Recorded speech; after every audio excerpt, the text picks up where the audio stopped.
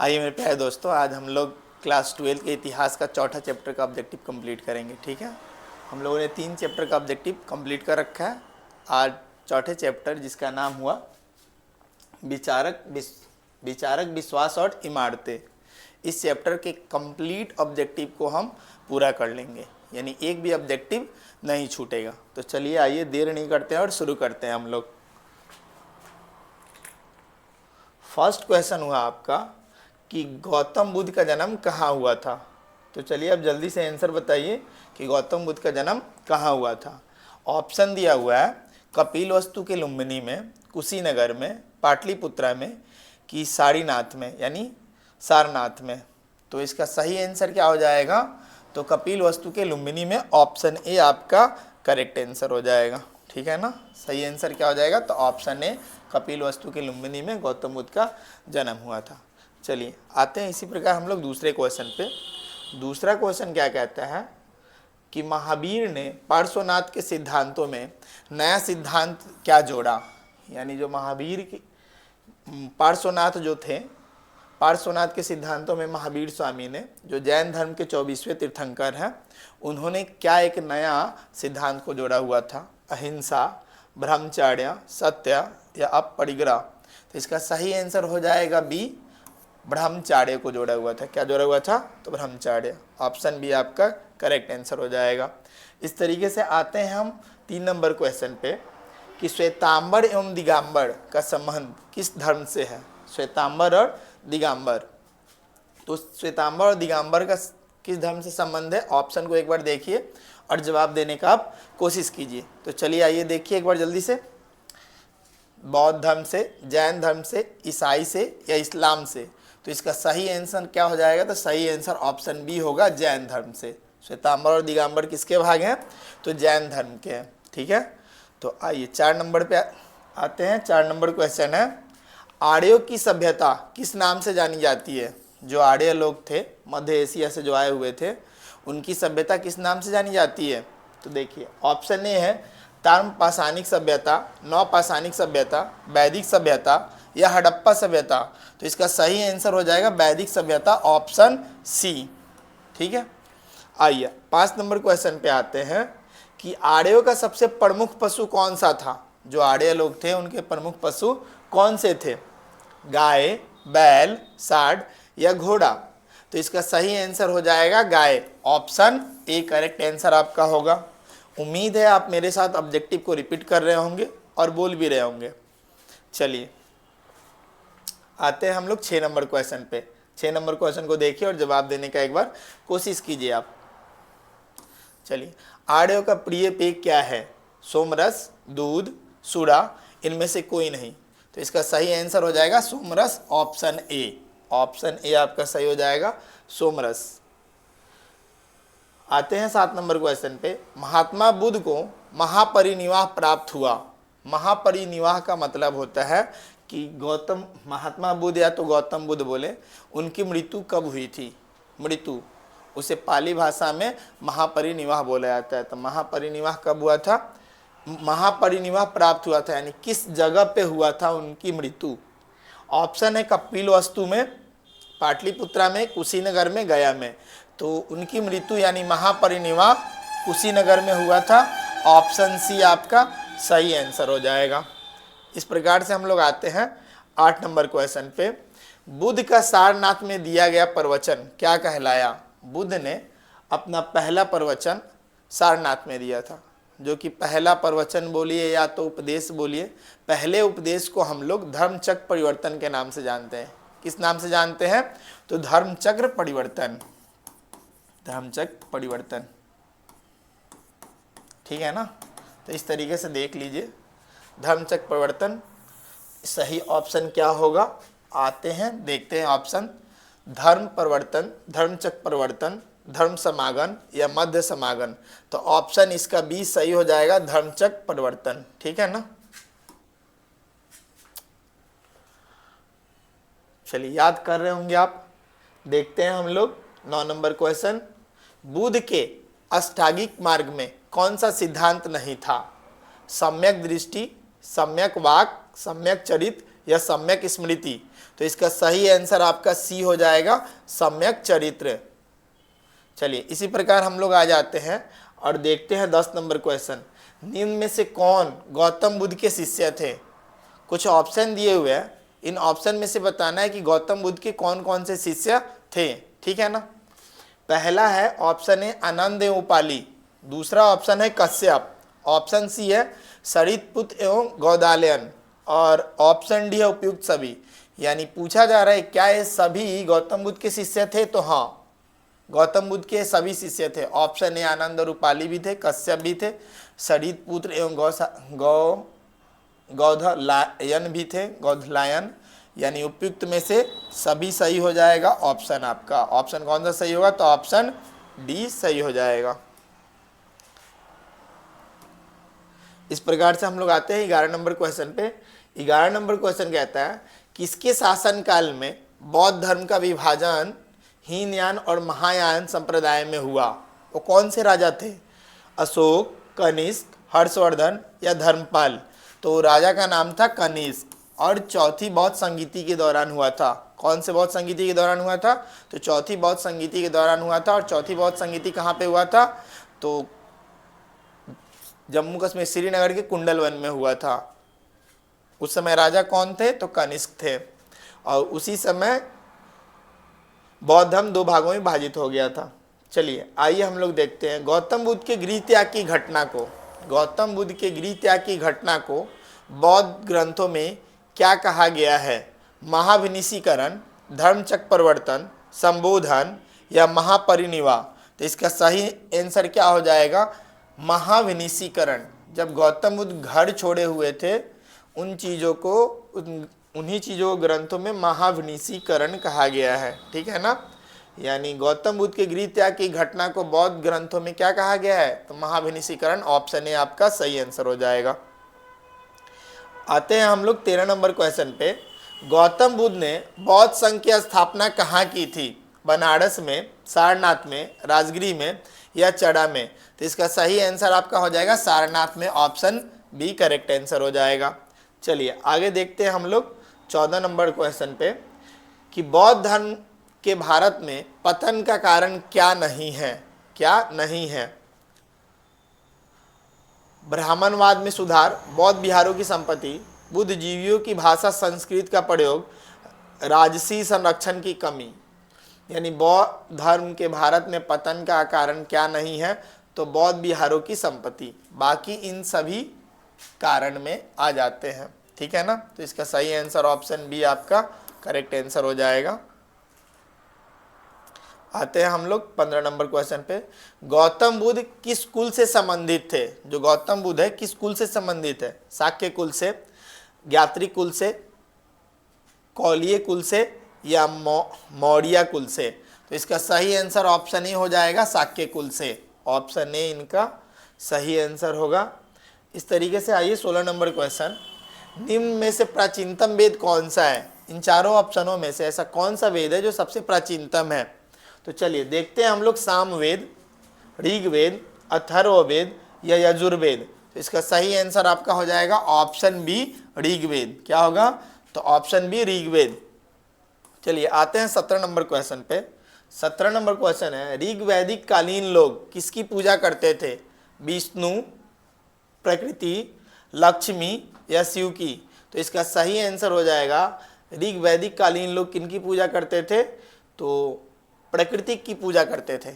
Option B आपका सही answer हो जाएगा, ठीक है। आइए इसका आंसर आप बताइए जल्दी से कि ऋग वैदिक समाज था पितृसत्तात्मक, मर्द सत्तात्मक, पत्नी प्रधान, पति प्रधान, इनमें से कोई नहीं? तो इसका सही आंसर होगा ऑप्शन है पितृसत्तात्मक, ठीक है ना। वेद का अर्थ है, चलिए बताइए आप एक बार जल्दी से कि वेद का अर्थ क्या होता है? ज्ञान, कर्म, पूजा या सुनना? तो वेद का अर्थ ज्ञान होता है। ऑप्शन ए आपका सही आंसर होगा। इस तरीके से आते हैं हम 20 नंबर क्वेश्चन पे। ऋग्वेद के पुरुष सूक्त में सर्वप्रथम किस वर्ण का उल्लेख मिलता है? ब्राह्मण का, क्षत्रिय का, शूद्र का या वैश्य का? तो इसका सही आंसर क्या होगा? तो सही आंसर शूद्र हो जाएगा, जो ऑप्शन सी है आपका, शूद्र। चलिए, ऋग्वेद में मंडलों की संख्या कितनी है? एक बार देखिए ऑप्शन को और जवाब देने का आप कोशिश कीजिए। 10, 11, 12 या 13। तो मंडलों की संख्या कितनी है? तो 10 है, ऑप्शन ए आपका सही हो जाएगा। इस तरीके से आते हैं हम 22 नंबर क्वेश्चन पे। जैनियों के प्रथम तीर्थंकर थे, यानी जैन धर्म के प्रथम तीर्थंकर कौन थे? ऑप्शन है, देखिए एक बार, पार्श्वनाथ, ऋषभदेव, अनीतनाथ या परम प्रभ। तो सही ऑप्शन इसका हो जाएगा ऋषभदेव। ठीक है, ऑप्शन बी आपका सही आंसर होगा। इस तरीके से आते हैं हम लोग अगला क्वेश्चन 23 नंबर पे। सर्वमान्य मत के अनुसार आर्य कहाँ के मूल निवासी थे? यूरोप के, अफ्रीका के, मध्य एशिया के या दक्षिण पूर्व एशिया के? तो इसका सही आंसर होगा मध्य एशिया के थे, ऑप्शन सी आपका सही आंसर हो जाएगा। चलिए आगे आते हैं 24 नंबर क्वेश्चन पे कि उपनिषद मूल्यतः किस प्रकार के ग्रंथ है? जो उपनिषद है, राजनीतिक है, सामाजिक है, धार्मिक है या दार्शनिक है? तो उपनिषद एक दार्शनिक ग्रंथ है। कैसा ग्रंथ है? तो दार्शनिक, ऑप्शन डी आपका सही आंसर होगा। इस तरीके से आते हैं, निम्नलिखित वर्गों में किसे उपनयन संस्कार अधिकार नहीं था? ब्राह्मण को, क्षत्रिय को, वैश्य को या शूद्र को? तो शूद्र को प्राप्त नहीं था, ऑप्शन डी आपका सही आंसर हो जाएगा। ठीक है,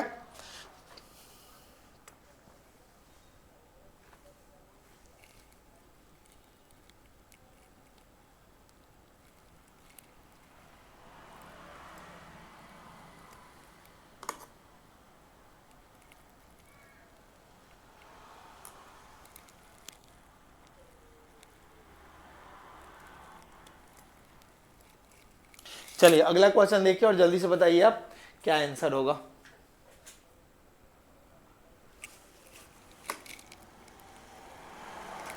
जल्दी से देखिए आप और बताइए। अगला क्वेश्चन है, बोगाकोई नामक स्थान कहाँ स्थित है? बोगाकोई अफगानिस्तान, आर्कटिक प्रदेश, एशिया माइनर या ईरान में? तो इसका सही आंसर हो जाएगा एशिया माइनर में। कहाँ पे स्थित है? तो एशिया माइनर में, ऑप्शन सी आपका सही आंसर हो जाएगा। इस तरीके से आते हैं आगे हम 27 नंबर क्वेश्चन पे। प्राचीन भारत में द्वितीय शहरीकरण कब हुआ था? ऋग्वैदिक काल में, उत्तर वैदिक काल में, प्रग मौर्य काल में, मौर्य काल में? तो इसका सही आंसर क्या हो जाएगा? तो प्रग मौर्य काल में। किस काल में? तो प्रग मौर्य काल में, ऑप्शन सी आपका करेक्ट आंसर हो जाएगा। इस तरीके से आते हैं हीनयान और महायान, यानी 28 नंबर क्वेश्चन को आप देखिएगा एक बार, क्योंकि इस क्वेश्चन को हमने एक बार पहले भी रिपीट कर रखा है, तो आंसर देने का कोशिश कीजिए आप। हीनयान और महायान संप्रदाय किस धर्म से संबंधित है, संबोधित है? जैन धर्म से, बौद्ध धर्म से, हिंदू धर्म से या ईरान धर्म से? तो इसका सही आंसर ऑप्शन बी होगा, बौद्ध धर्म से। बौद्ध धर्म हीनयान और महायान दो भागों में बढ़ गया था। जिस बोधि वृक्ष के नीचे बुद्ध को ज्ञान प्राप्त हुआ उसे किसने नष्ट कर दिया? शशांक ने, तोरामल ने, बख्तियार खिलजी ने या महिरकुल ने? तो सही आंसर आपका ऑप्शन ए होगा, शशांक ने। शशांक ने उसे कटवा दिया हुआ था। धर्मचक्र परिवर्तन क्या है? मोक्ष की प्राप्ति, प्रथम उपदेश, आचार संहिता या संघ का संगठन? तो सही इसका आंसर होगा प्रथम उपदेश, ऑप्शन बी करेक्ट आंसर हो जाएगा। अगला आते हैं, अगले क्वेश्चन को देखिए जल्दी से आप। गौतम बुद्ध को ज्ञान किस नदी के किनारे मिला था? गंगा नदी, गंडक नदी, निरंजना नदी या कमला नदी? तो सही आंसर हो जाएगा निरंजना नदी, जिसका दूसरा नाम फाल्गु नदी भी है, फाल्गु नदी। ठीक है, आप दूसरे भाषा में इसे फाल्गु नदी भी याद कर सकते हैं, इसका दूसरा नाम है निरंजना नदी का। चलिए आगे देखते हैं। महात्मा बुद्ध के बचपन का नाम क्या था? वर्धमान, सिद्धार्थ, देवदत्त, राहुल? तो इसका सही आंसर होगा ऑप्शन बी सिद्धार्थ। क्या नाम था? तो सिद्धार्थ, ऑप्शन बी सही हो जाएगा। आते हैं 33 नंबर क्वेश्चन। महात्मा बुद्ध को ज्ञान प्राप्त हुआ, कहाँ प्राप्त हुआ? राजगिरी में, बोधगया में, लुम्बिनी में या सारनाथ में? तो महात्मा बुद्ध को ज्ञान की प्राप्ति बोध गया में हुआ था। ऑप्शन बी आपका सही आंसर होगा। इस तरीके से आते हैं हम 34 नंबर क्वेश्चन पे कि गौतम बुद्ध के समकालीन मगध सम्राट थे चंद्रगुप्त मौर्य, बिंबिसार, अजातशत्रु, अशोक। तो गौतम बुद्ध के समकालीन कौन से थे सम्राट? तो बिंबिसार थे। ऑप्शन बी आपका सही आंसर हो जाएगा। आते हैं इस प्रकार, गौतम बुद्ध को खीर खिलाने वाली स्त्री का नाम क्या था? पाली, सालवती, गौतमी या सुजाता? तो इसका सही आंसर क्या होगा? तो ऑप्शन डी सही आंसर होगा, सुजाता। सुजाता थी, खीर खिलाकर गौतम बुद्ध का उपवास तुड़वाई थी। ठीक है ना? तो उम्मीद है आप अच्छे तरीके से ऑब्जेक्टिव को कर रहे हैं। ये 4th लेसन का ऑब्जेक्टिव है इतिहास का। चलिए, चौथी बौद्ध परिषद किस शासक के शासनकाल में हुई थी? अशोक, कालाशोक, अजातशत्रु या कनिष्क? तो सही आंसर आपका डी हो जाएगा, कनिष्क। ठीक है ना? आगे आते हैं हम लोग 37 नंबर क्वेश्चन पे। प्रथम बौद्ध संगीति का आयोजन कहाँ हुआ था? राजगिरी, पाटलिपुत्र, श्रीनगर या वैशाली? तो प्रथम बौद्ध संगीति का आयोजन राजगिरी में हुआ था। कहाँ हुआ था? तो राजगिरी। ऑप्शन ए आपका सही आंसर होगा। आते हैं हम लोग 38 नंबर क्वेश्चन पे। द्वितीय बौद्ध संगीति का आयोजन कहाँ हुआ था? राजगिरी में, पाटलिपुत्र में, वैशाली में, श्रीनगर में? तो द्वितीय बौद्ध संगीति का आयोजन आपका वैशाली में हुआ था, जो ऑप्शन सी सही आंसर होगा। इस तरीके से हम लोग आते हैं 39 नंबर क्वेश्चन। चतुर्थ बौद्ध संगीति का आयोजन कहाँ हुआ था? चतुर्थ बौद्ध संगीति पाटलिपुत्र, श्रीनगर, राजगिरी या तक्षशिला?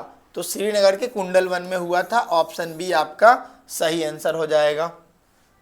इस तरीके से हम आते हैं 40 नंबर क्वेश्चन पे, और 40 नंबर क्वेश्चन कहता है ऋग वैदिक आर्यों के युद्ध देवता कौन थे? इंद्र का दूसरा नाम पुरंद था, पुरंदर या वरुण या अग्नि या रुद्र? तो इसका सही आंसर आपका ऑप्शन ए होगा, इंद्र या तो पुरंदर बोलिए। 41 नंबर देखिए, ऋग्वेद में वर्णित दशराज युद्ध किस नदी के किनारे हुआ था? द्विशदंती नदी के किनारे, शत्रुधि नदी के किनारे, परुशनी नदी के किनारे या अश्विनी नदी के किनारे? तो इसका सही आंसर ऑप्शन सी होगा, परुशनी नदी के किनारे। किस नदी के किनारे? तो परुशनी। चलिए अगला आइए 42 यानी 42 नंबर क्वेश्चन। महावीर जैन को किस नदी के किनारे ज्ञान की प्राप्ति हुई? गंगा, सोन, ऋजुपालिका या गंडक? तो इसका सही आंसर क्या होगा? ऋजुपालिका। ऑप्शन सी सही हो जाएगा। चलिए आगे आते हैं हम लोग 43 नंबर क्वेश्चन।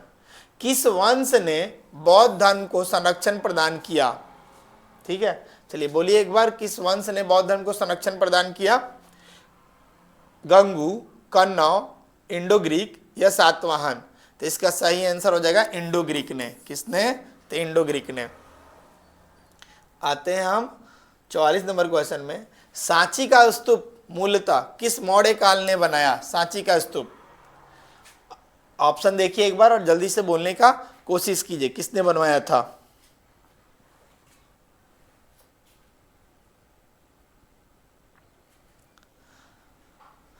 चलिए देखिए ऑप्शन देखिए आप। ऑप्शन पहला है दशरथ, संपत्ति, अशोक या बिंदुसार? इसका सही आंसर आपका हो जाएगा अशोक। Option C. इस तरीके से आते वैदिक सभ्यता थी नगरी, ग्रामीण, शिकारी, इनमें से कोई नहीं? तो इसका सही आंसर हो जाएगा ग्रामीण। ऑप्शन बी आपका सही हो जाएगा। इस तरीके से आते हैं हम 46 नंबर क्वेश्चन पे। त्रिरत्न किस धर्म से संबंधित है? बौद्ध धर्म से, जैन धर्म से, वैष्णव से या शैव से?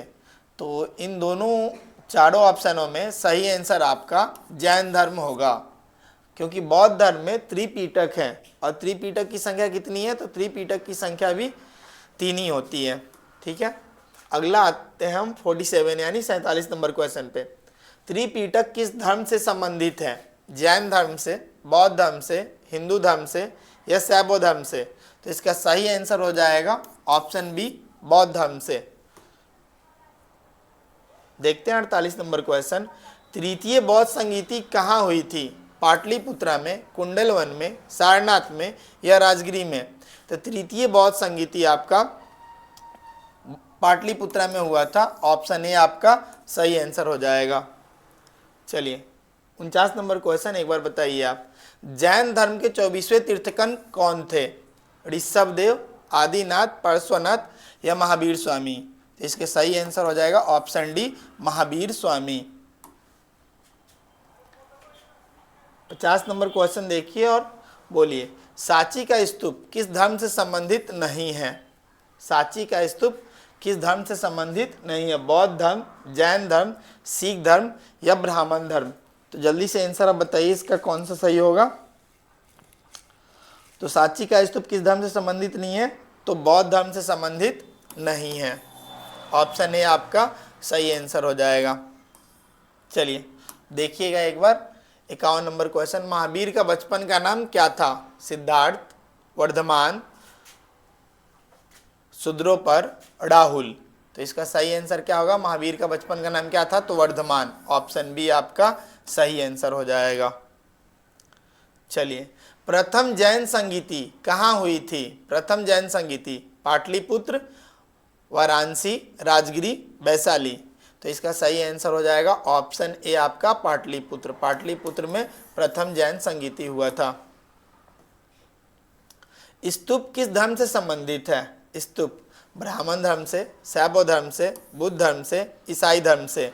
तो स्तूप आपका बुद्ध धर्म से संबंधित है, बौद्ध धर्म से। ऑप्शन सी आपका सही आंसर होगा। सूत पीटक किस धर्म से संबंधित है? जैसे कि हमने बता रखा था कि पीटक, त्रिपीटक बौद्ध धर्म से संबंधित है और पीटकों की संख्या 3 होती है। बात यहाँ पे सूत पीटक का किया जा रहा है। तो सूत पीटक किस धर्म से संबंधित है? जैन धर्म से, बौद्ध धर्म से, हिंदू धर्म से, शैव धर्म से? तो इसका सही आंसर क्या हो जाएगा? बौद्ध धर्म से। ऑप्शन बी आपका सही आंसर हो जाएगा। ठीक है, आगे आते हैं हम लोग 55 नंबर क्वेश्चन देखते हैं। अंगुत्तर निकाय किसका धर्म ग्रंथ है? अंगुत्तर निकाय बौद्ध धर्म का, जैन धर्म का, ब्राह्मण का या सिख का? तो सही इसका आंसर हो जाएगा जैन धर्म का। अंगुत्तर निकाय किस धर्म का है? तो अंगुत्तर निकाय जैन धर्म से संबंधित है। आगे आते हैं 56 नंबर क्वेश्चन हम देखते हैं। महावीर का जन्म हुआ था, जो महावीर स्वामी थे जैन धर्म के 24वें तीर्थंकर, उनका जन्म हुआ था लुम्बिनी में, पावा में, कुंडलवन वैशाली में, सारनाथ में? तो इसका सही आंसर ऑप्शन सी होगा, कुंडलवन वैशाली में। महावीर स्वामी का जन्म कहाँ हुआ था? तो कुंडलवन वैशाली में। इस तरीके से इस चैप्टर को हम लोगों ने पूरा कर लिया। पूरे 56 ऑब्जेक्टिव है। उम्मीद है आप भी बहुत अच्छे तरीके से कीजिएगा।